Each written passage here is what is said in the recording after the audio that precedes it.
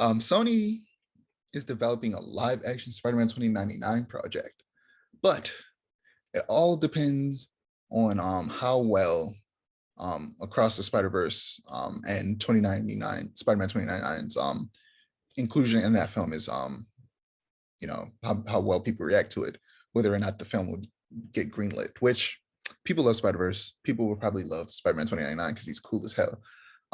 So safe to say we're gonna get a live action Spider-Man 2099, which goes to show again how cool Sony's Spider-Verse could be, but somehow they fucked it up. What you do? There's still time. They can still fix it, but like, it should have been cool as hell from the jump. It's Spider-Man, like the most profitable superhero on the planet. He has plenty of good stories to draw from. If they wanted to do a villain verse for Spider-Man, they should have just done the Superior Spider-Man storyline. No, the thing is, if they're gonna do a villain verse, you still at least have to have Spider-Man in the universe.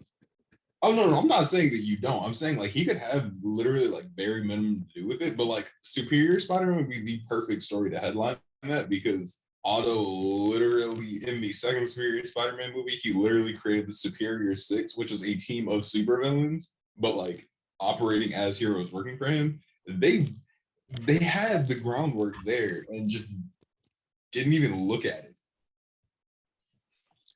Yeah, they can include 2099 Spider-Man as like the future version of the Spider-Man within that universe, and that could be interesting. So yeah, I'm interested in that.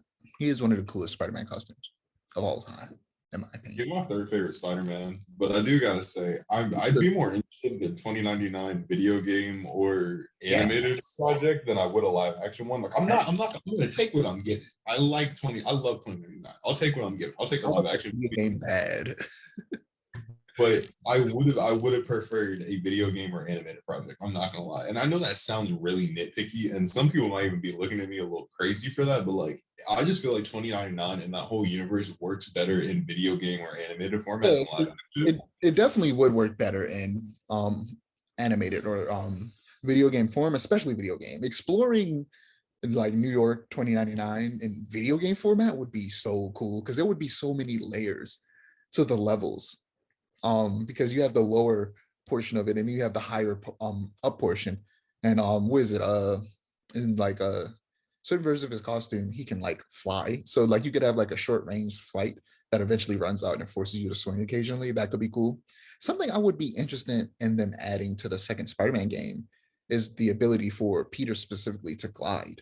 Like those wings pop up from under his arm and he can glide for a short period of time. I think that could be cool. Any thoughts on that? On the gliding? All right, I was yawning. I think gliding could be cool. I'd be much more interested to see 2099 do it than Peter do it, but I wouldn't really mind.